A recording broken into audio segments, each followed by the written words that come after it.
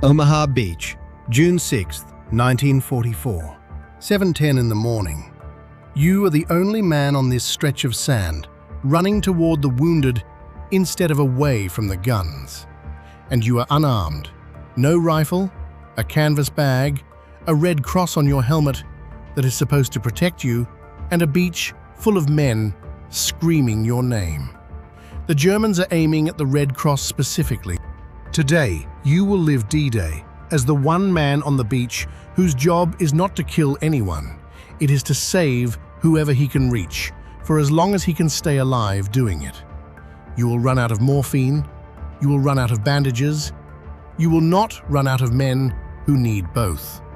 And you will learn the worst arithmetic in war: who you help and who you have to walk past. You come off the ramp into the same fire as everyone else, except you are carrying an aid bag instead of a weapon. And the first thing that happens is a man 3 feet from you goes down in the surf. You reach him. You get your hands on the wound before you even register his face.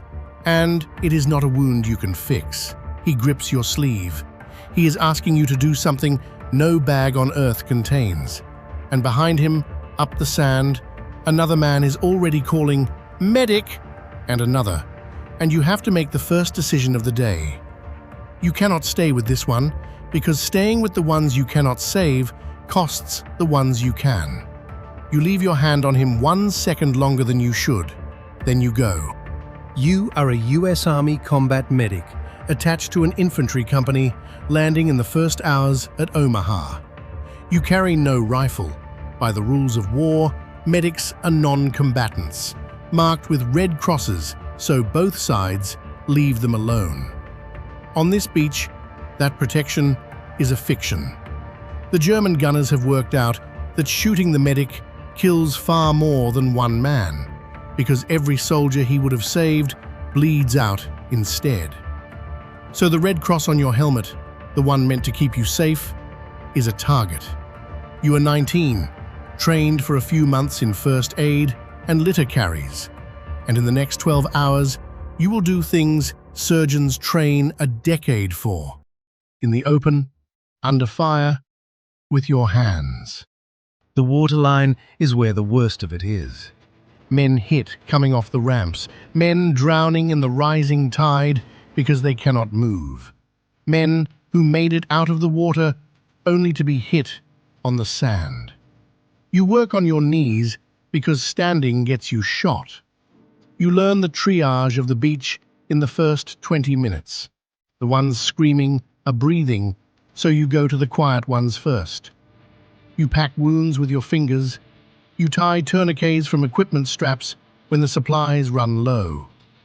The tide keeps coming in behind you, and part of your job, the part nobody warned you about, is dragging the wounded higher up the sand so the sea does not take the men the guns missed. Your morphine is gone within the first hour. 12 syrettes, gone. After that, when a man in agony asks for something, all you have is your voice, and you learn to use it. You tell him he's going to make it. You tell him it's not as bad as it feels. And sometimes it is a lie, and you say it anyway, because a calm man bleeds slower than a panicking one, and the lie is the only medicine left in the bag. You get the ones you can move up to the shingle, to the low sea wall, the only cover on the beach.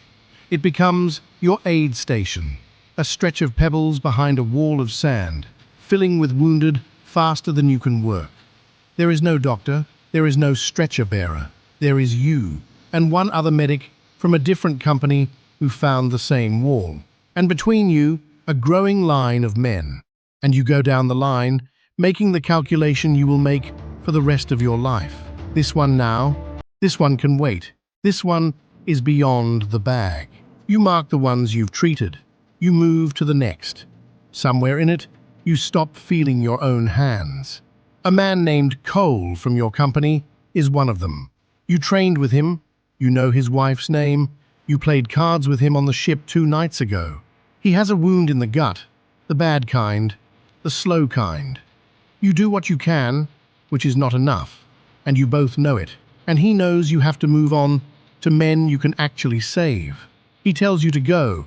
He tells you he's fine. He is not fine, and you both know that too. You leave him propped against the wall with a cigarette you lit for him because your hands were steadier than his, and you go to the next man, and you carry the sound of coal saying, "I'm fine," for the rest of the day. By mid-morning, you have lost count of how many men you've touched. You are covered in other men's blood to the elbow. You think you understand the job now. Reach them, patch them, move. But the beach has one more lesson, and it is the hardest one. The men you save are not the ones you'll remember.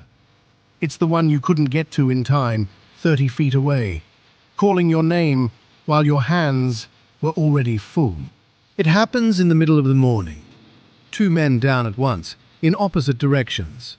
One close, one far. You can reach one before he bleeds out. Only one. The far one is calling for you, by the title medic, the word that is supposed to mean help is coming. And you are already committed to the near one, because the near one you can actually save. And the math is the math. You save the near man. You hear the far one stop calling. You do not look, because looking does not undo it, and because the near man's wound is still open under your hands, and he is still alive and needs you there, and not 30 feet away in your own head. That is the thing nobody tells you about the Red Cross. It does not mean you save everyone. It means you choose all day and live with every choice forever. By afternoon, the beach is taken. The guns above you go quiet, one by one. You are still working. There is no moment where it ends, only a slow thinning of the screaming as the wounded are finally carried off to the ships. You find Cole against the wall where you left him. The cigarette burned down to nothing between his fingers a long time ago. You sit down next to him in the sand for just a second, the first time you have stopped in 10 hours. Then someone calls, "Medic," from down the beach, and you get up, because that is what the word does to you now, and you go. You survived D-Day. Many combat medics on Omaha did not. Here is what the history mostly leaves out about men like you. The Red Cross that was supposed to protect you made you a priority target, and medics died at brutal rates because of it. And the ones who lived carried something the rifleman didn't. A rifleman remembers the men he lost. A medic remembers the men he couldn't reach, the specific faces, the exact distance, the direction he didn't run. For the rest of your life, medic, shouted in a crowd, in a film, in a dream, will turn your whole body before your mind catches up. You saved men that morning who went home, married, had children, grew old. People are alive today, grandchildren and great-grandchildren, because a 19-year-old with a canvas bag crawled to their grandfather on a beach and packed a wound with his fingers. You will never know most of their names, and you would trade a piece of that, quietly, for the one man 30 feet away whose name you also never learned, who called for you and stopped. The beach remembers the men who took it. You remember the ones the bag couldn't.